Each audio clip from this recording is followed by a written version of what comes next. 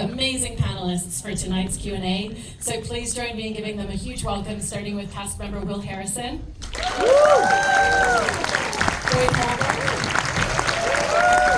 Holbrook. Edward Norton. And himself, Timothée Chalamet.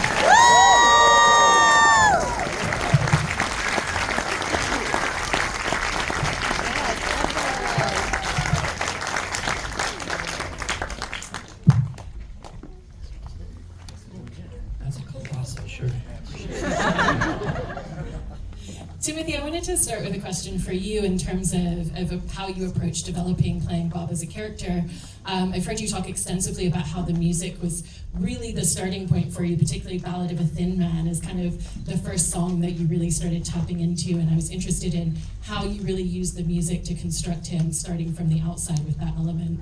Yeah, it wasn't a very sophisticated process because I had so many years to work on it. You know, I had basically 5.5 years, and I got into the character really through the music, like you just said. You take the words out of my mouth. I just fell in love with this colossal figure that is Bob Dylan, that I'm sure resonates with people in this audience beyond this movie. And if you didn't know about him before, I hope this movie's sort of a humble gateway to this incredible artist. What you see in this movie is a small 4-year period in the chapters of a man's life that kept evolving and never took no for an answer and stayed true to his art. You know, I wish I could tell you I was hyper-disciplined and I had a ruler breaking down each part of how I felt I was going to play him, but you know, Jim, who I thought was joining us, our director, he was always very clear that, I don't know where he is, I hope he's okay. But he was always very clear, you know, we're interpretive artists, we're bringing life to something. This is a humble journey in bringing life to these amazing characters. And he would tell me that on Walk the Line, Joaquin Phoenix would come up to him all the time and say, hey, just tell me I'm not Johnny Cash, tell me I'm not Johnny Cash. And then Jim would go, you're not Johnny Cash. And it was a story that didn't really make sense to me before we started shooting. And once we started, it totally made sense. So it was a process of osmosis, it was everything. Ed, I wanted to ask you about developing Pete's relationship with Bob, particularly starting with that first scene in the hospital room when Bob comes in for the first time, because I love the way that you kind of describe it as there's this openness and this immediate friendship that exists in kind of sharing this commonality and this connection through music, but also that you felt like he was testing Bob a little bit with the, you know, take out your guitar and play, like, let's see what you're made of. And I just wanted to ask a little bit about shaping that scene and how it really set the foundation of their relationship for you. I don't want to disabuse anybody of seriousness of process, but I don't think we talked about it at all. Like I think it was the first thing. I think it was the first scene we did together, and that was kind of a gift because you often obviously don't get to do things in the narrative sequence of the film, and I think we had discussions that were valuable, but I think we were disciplined about not discussing too much because of the nature of discovery that is going to happen. So I think the highest value in approaching that was to sort of not preview it to each other too much, and I think you can feel that in it. I had not. It's not like I hadn't been in the room with Bob, and I didn't want to be. You know, I think that was our first encounter, and it didn't. I think it was better served by not being too analytical. Yeah, just to piggyback off that real quick, you know, the real figure that is Bob Dylan is a man of few words. He's sort of a man of mystery. And that was sort of a daunting task in bringing this to life. You don't want to demystify the guy to a built-in fan base or to a built-in culture that respects the fact that he's remained elusive. So to the point of building something with Edward, as Edward said, I was afraid of overanalyzing it. I was afraid of broaching it. I mean, at some point in the shoot, that wall broke, but I really wanted to, not in a pretentious sense, but I wanted the method energy in a sense of like, I'm meeting Pete Seager. I have massive respect for him, but I'm in my thoughts as Bob Dylan. Then Edward caught me watching Rounders in my trailer one day, and I was like, and then the wall was up, and we were friends. Elle, one of the things that I really appreciate in Sylvie as a character is she comes across as very grounded in a lot of ways and very sure of a lot of things in her life. But then through this relationship with Bob, there's that moment where she uses the analogy of, I felt like the spinning plates that someone else was in control of. And so what was your perspective of just finding those two different sides where part of it's very grounded and then she suddenly feels very untethered in a lot of ways at the same time?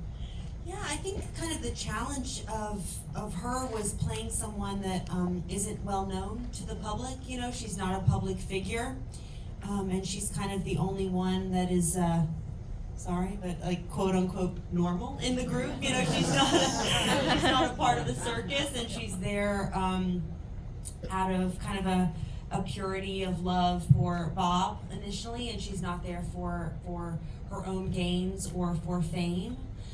So I think for me, I was always aware of also, kind of like you said, thank you, but kind of her strength and not wanting her to seem like just a cliche, oh, she's just the girlfriend or just the partner in this situation.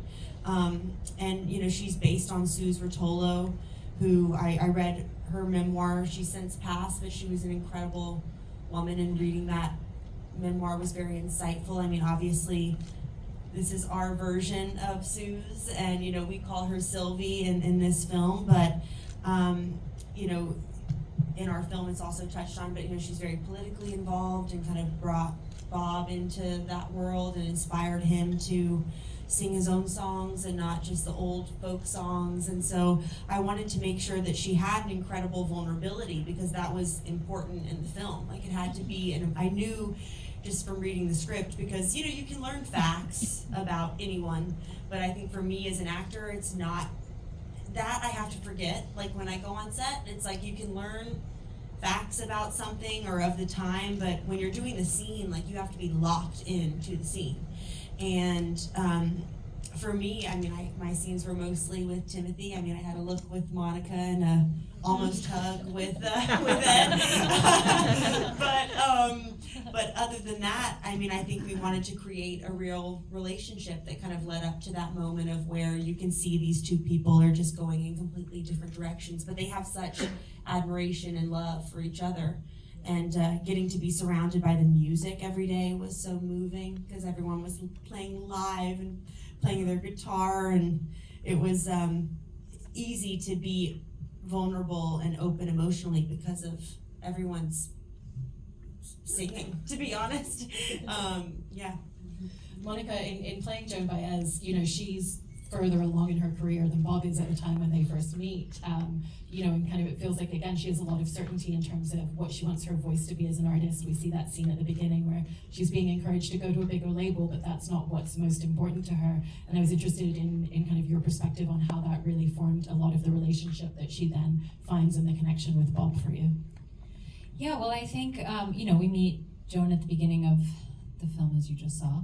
At the height of her career, she's on the cover of Time magazine, and you know, she was selling out shows, and but I think she was someone who was trying to find the words to say all of what she was feeling. She was this budding activist, and she really cared about what was going on in the world, but didn't have necessarily, at least at that time, or she didn't feel like she had the ability to write what she was feeling into song. And then, you know, this like mess of a boy rolls into town and has this charisma that's so magnetic that, you know, Timmy captures so well, and also has the words to say what she's feeling. And I think that's just, you know, was just sort of like an overwhelming draw to him for her. And yeah, that was sort of like a need fulfilled, and yeah. And Boyd for Johnny Cash, you know, I think again similarly, like he's had to be very protective of himself as an artist, and was at that point where he really had found his voice in what he wanted to put out into the world. And so it feels like there's this kind of like mentorship and protectiveness towards Bob, also a little bit of a troublemaker who just likes the chaos of things around him as well. And how did that idea of the protectiveness and the journey that he'd been on shape the way that you felt like he was kind of mentoring and creating this friendship with Bob? Yeah, well, I would say maybe they're more, I mean, Johnny is the senior in the relationship, but I'd say they're more comrades because Johnny really admires Bob. He's the one that reached out to Bob with his, genius lyrics that he was so, he was in such admiration for. So I think,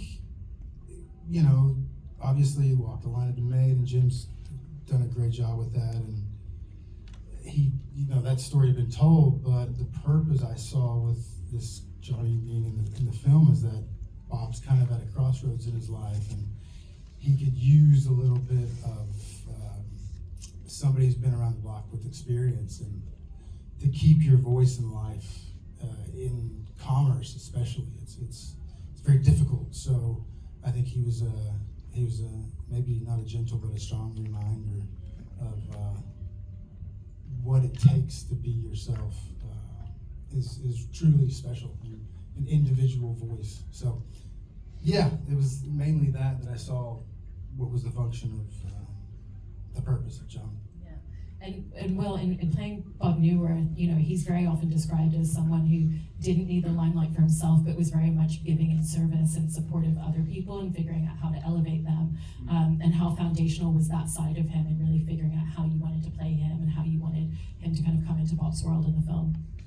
Yeah, I think, it's interesting as I've heard the answers to all of these questions, it's kind of the opposite for Newworth. He was like an all-around artist in this time period. He was painting a lot, and he was that's where he was making his money, but he was writing songs for himself. He was writing songs with other people. He was just, it was kind of art above all else for this guy. And because it never took off at the kind of level that it has for these other characters, he existed within that scene in the village as just someone who cared about that exact thing, that pure art. And I think that, when they meet in this film, it's also at a time when Dylan had a lot of people, either fawning over him or, needing something from him. And I think it's this, it's just a beautiful thing when they meet that this guy doesn't care that much about him. He loves him, he respects his art, but at the end of the day,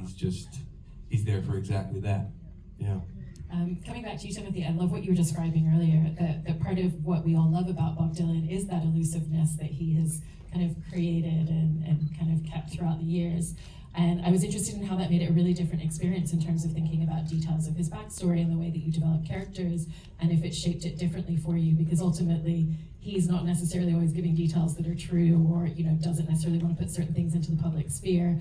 And so how did it shape the relationship that you then had with creating a backstory for this character? Well, it didn't because there is a ton of biographical material available. There have been so many books about Bob Dylan written that there's a book called Not Another Book About Bob Dylan. So there's tons of resources. I went to his birthplace in Hibbing, Minnesota. I spent time there, went on 2 trips there.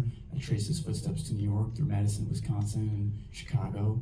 And at some point, as I was saying before, like James put it in all our ears, this is interpretive. You're bringing life to these folks for every Dylan fan that we really want to please and honor this man's legacy.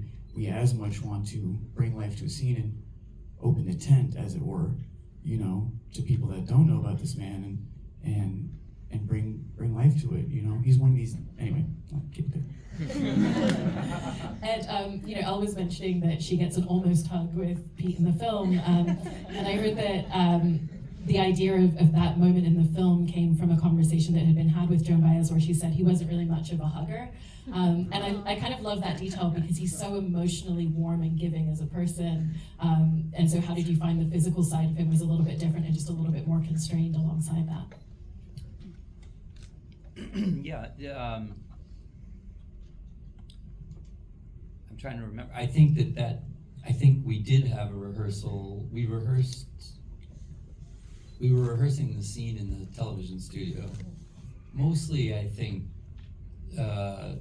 again, trying not to overdo it, but we were trying to get there. In that case, there was the architecture of the music, of Jesse playing and then Bob joining in and then Pete coming on the band. We were trying to make sure that we had the plan for the music, and but I remember it struck me it struck me that I didn't know if, you can learn all kinds of things about the exalted reputations of people and everything, but then you have to ask yourself the question, if he hasn't seen a friend in a long time, would he hug him? You know what I mean? And I think we were looking at each other and we were like, neither of us knew whether Dylan or Pete Seeger would give a friend a hug, and it's one of those things that's actually behaviorally kind of significant. And I did get to talk to Joan Baez about Pete, and who she adored and was reverential toward and everything. But when I said, I had my little list of questions, and I said, do you remember Pete hugging people? And she went, oh my God, no. It was so quick. It was so, and I was like, oh, I'm onto something there. That's a gem. But then we didn't end up having a natural place that came into play. But then we found it. It was just in rehearsal because I went she into came hug up you. and moved, and I kind of I said, oh, keep do that. Yeah, and I was like, Keep that. I think I thought I won't do that next time. No, I said, no, do it. I did actually think this is my chance. I said, here's my chance to get Joan's thing in, and it's funny that Timmy was getting at it, but it's a strange psychological burden. This is a room full of actors. I mean, I think people anybody who's real, anyone who you're investing in the idea that you're going to portray their legacy, it's a mind fuck on an actor. It's not great. It twists you around.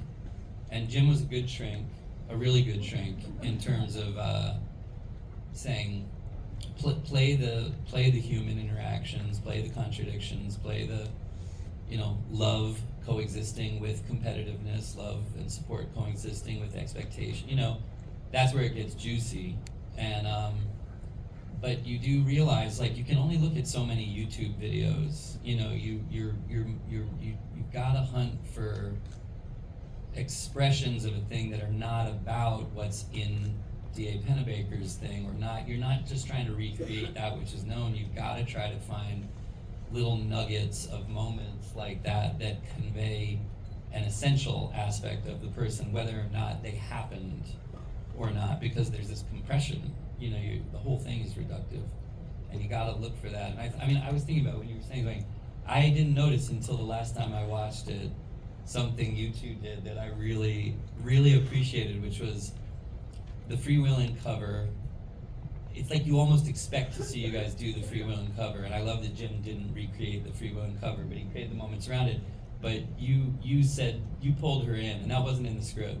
You said, come here, and it really caught me this last time, and I felt a lot of emotion at just a young person saying to his girlfriend, "Get in the picture with me," because she's not famous, and it made me literally look at the freewheeling cover differently. Because it seemed staged, but it made it feel like it was a boy pulling his girl into the picture with him while he's having a moment, and it's very touching, Monica and Timothée, I wanted to ask about filming some of the musical numbers together, because it's so interesting to watch the kind of progression and dissolution of this relationship through these musical numbers, and these moments where essentially they're on stage with very different objectives and emotions and feelings. And Joan's kind of a little bit more structured and professional, and Bob wants to improv and not necessarily play that song, and so he's in service of himself at times, while Joan is in service of keeping things flowing for the audience. And I've heard that you didn't, again, kind of like necessarily discuss it going in, and how did that kind of just really come together in the moment, just instinctively with each other?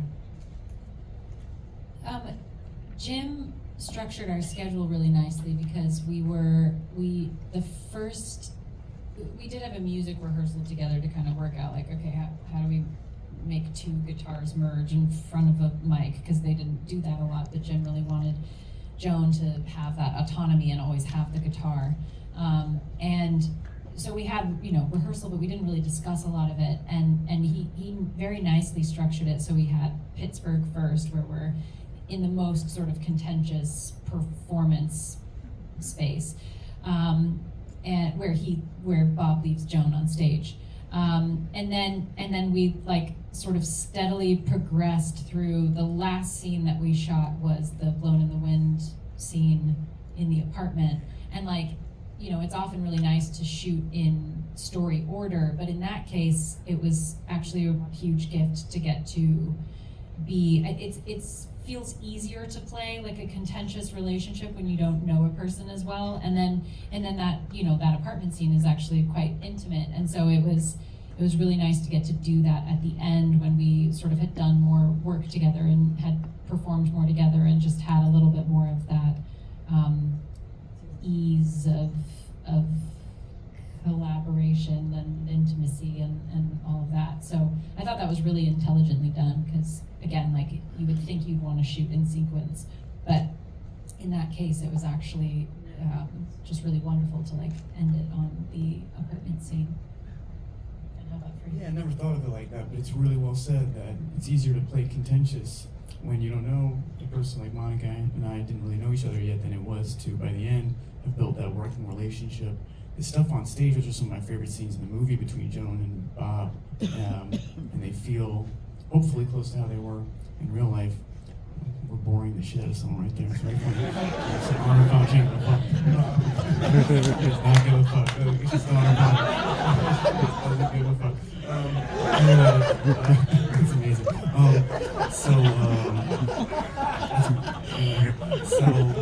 my honest memory, kind of like the way I just let myself get distracted right now, my honest memory of the day, my honest memory of that day is that the stuff with Monica had gone so well, and kind of watching some of it at the monitor and film, like very confident about how it was going. And then kind of looking out, it was towards the end of the day, it was like my last take or two takes, and I, not to be pretentious, but I was really trying to intensely stay in the mindset of Bob the entire shoot, really. It was the last takes of the day. I felt like the day went well, and I kind of let my eyes drift as we were performing in the front row. And I'm looking in the front, I was like, man, that looks like Charlie from my high school. Is that Charlie? And he's staring back up at me.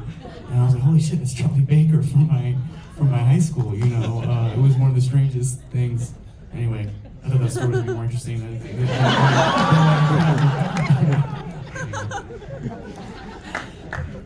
So I was really taking his attention. From Charlie. But Charlie, Elle, in talking about the Newport festival scenes, I love that there's these kind of two different versions of her losing Bob emotionally and how beautifully you play them. The first time it's like they're still so interconnected, but it's this idea of I'm almost giving him over to the rest of the world that I see, embracing him around me. And then there's that moment of her trying to come back to the relationship and just realizing that she can, and wanted to ask about the two different ways that you wanted those moments to play out in the film. I'm thinking about something else. We've gone off the rails. Yeah, we've gone off the rails. Our premiere is tonight, also in New York, by the way. So we've got. So mind us if we're a little excited. But yes, I think. Well, it was interesting because you're in Newport. Well, I guess are you talking about the different years or the different? Because Sylvie was there 2 different times. Yeah, because it's kind of like the first time that she's watching him play, the camera pans over to her in the crowd. In the crowd, yes. Okay. And that's very different to when she's in the wings. Totally. Yeah, because the first time it's like he's playing Times Are A-Changin', and also I love the callback, and I think Jim uses it like he cuts to me at the moment, because Sylvie's just, when she leaves for Italy, she reads him those lines that are in Times Are A-Changin', like when he sings those lyrics, when she's like, sing more of your songs, he cuts to my face. But I think it's just in that moment, I don't know, it was very moving, like listening to all the music and being in the crowd. Like when I was doing those takes, I mean, obviously that's just a sliver of the footage that they have of me listening, but like Boyd was up there performing, it's like he comes out, and then Bob, Timmy came out and performed Times Are A-Changin', and just knowing it's like that kind of melancholy feeling of like, oh, he's slipping away. Like, it's just like a tightness in your heart. And I think also then, the last time that Sylvie's in Newport, I mean, that's the one scene that we have together. We give each other a look. And, but I think I love the fence scene. I call it the fence scene because in the script, I knew that scene held a lot of weight. Like for me, there's always like when you're an actor, there always are scenes where you're like, ooh, okay, that's the one. Like, that's the payoff. Like, I have to do that right. And like, that was the scene that I felt that way. I didn't know that there was gonna be a fence in between us. Jim had like told us, I think like a couple days before, he's like, I think I'm gonna shoot it like through a fence. And I think the metaphor of that says so much about the two characters at that time. And I don't know, I really loved that day. Like, it was a very special day. Like, I was moved, and also it's like, in that moment, I think Sylvie is also remembering like the boy from Minnesota with like the cap and the scarf, and it's like, oh, you know, I think originally in the script, actually, you were supposed to get like enveloped by fans at the end, but then we're like, well, that might be a little too on the nose. It's kind of impossible to stage, Yeah, but I mean, that is the metaphor of it, that like he's getting taken off in another direction. But I don't know, I mean, Just it's spinning- incredible. Yeah. The spinning plates is like the best line in this entire movie, and it's such a hard, when you do have that feeling and you're like, uh-oh, like this is a big moment, this is a big thing, this is a big line, you show none of that. Like, your ability to say that line in a way that is just feels so true, and it's completely heartbreaking, and it explains sort of all of our characters in a way, and you like take on that weight, and it's like, it's just one of the most beautiful moments in the movie. I totally agree, and I think since the room of actors, it's worth saying that I actually like the way you laid that line out so much that I found myself unconsciously doing like a Meisner exercise where I said the line over and over and over. I myself was going, you know, it's not fun to be one of the plates. It's not fun to be one of the plates. It's not fun to be one of the plates. And I was like, she did the absolute best possible one of a million combinations of my, I was like, it's like, I haven't even been able to It doesn't imitate. matter, they don't have to. I haven't even been able to imitate what you did. I'm gonna have to watch it a few more times. But I tried, and I was like, what is it? Why does that work so much better than? See, now we're just talking about this scene. It is such a great scene, but I remember the second time I watched it, I didn't realize you guys meet at the fence, and then you walk down the fence, and it looks like you're going to meet on the other side of the fence. But for some reason, you just walked down, and then the fence is still in between you. And I remember watching the second time, being like, wait, they didn't. I thought they were going to go around the fence. But it's so beautiful. You still make that move, and it's still between you in the end. It's great. Well, he's famous, you know. I gotta get away from the Boyd, I think you do such a great job at kind of also capturing the inner turmoil of Johnny Cash alongside his humor. And one of the scenes that I wanted to ask you about is that moment where he's trying to leave the festival and drive his car, but he's also having this whole conversation with Bob. June's just left for New York, and you know, whether that's a good thing or a bad thing, it doesn't seem like it's great for him. And just kind of like finding that constant turmoil that he kind of feels under, and how he also tries to play things off with a lot of comedy because he has such a great sense of humor as a person. Yeah, I don't know where the question is in that, but I just remember Jim on the day coming up to me and being like, "You're right on the line, man." And I didn't know if that was a good thing or not. But there was a lot of like props dropping and finding discoveries of Coke bottles falling off cars, and just trying for it to be really reckless without, you know, on top of crashing cars. But that's the great thing about Jimmy. If you come in prepared, he can just take your performance and really make it cinematic. He can get you to pivot into a frame and all these great techniques that he has. But it's, what can I say? I knew that he was inebriated to some extent. I don't know what on, but that was up to artistic interpretation. So there was one line that stuck out to me that he talked about the ocean and why he would talk about the ocean, why that mattered. I don't know, there's some lines, maybe you can relate to this, is you find a line, you latch onto it, it just makes sense, or you find yourself daydreaming, washing the dishes, and you see the scene happening in front of you, and it just makes sense. And go with it. Lastly, Timothée, in talking about the music and the fact that all of you were performing live throughout the film, I know that was something that was very important to you early on, but you did also have that experience in laying down initial tracks in the studio, and I was curious about how the experience of going to the studio and recording first kind of helped you to start finding the voice and start finding it all, so that when you were on set and had all the context, it kind of really came alive in a different way. Yeah, those were intense practice sessions. It was just more time to hear the voice back, and I also feel, all preparation is good preparation, and I don't think I was going down the wrong path, but I was sort of going down the more traditional path and warming my voice up, and working with great vocal coaches, worked with other actors on biopics, and it was sort of the wrong path, because Bob was like smoking 4 packs of cigarettes and drinking 2 bottles of wine, and then he'd go record. And when we started doing it live on set, which really wasn't preordained, that was really like something we're all proud to tout now, but it was really like a day-to-day sort of struggle, because the whole music team and we're just freaked out. No one was a villain, but it was just like, hey, we want to protect what we worked on in LA. But then, I've said it before, but Edward was the devil on my shoulder, because he'd go to me and say, hey, you sound better when you're live. It sounds better than the pre-records. So Why does that make me a devil? it was just, the sentiment was good, the presentation was devilish. Because you would kind of, you'd leer over to me. Yeah. So you always wear those horns. I I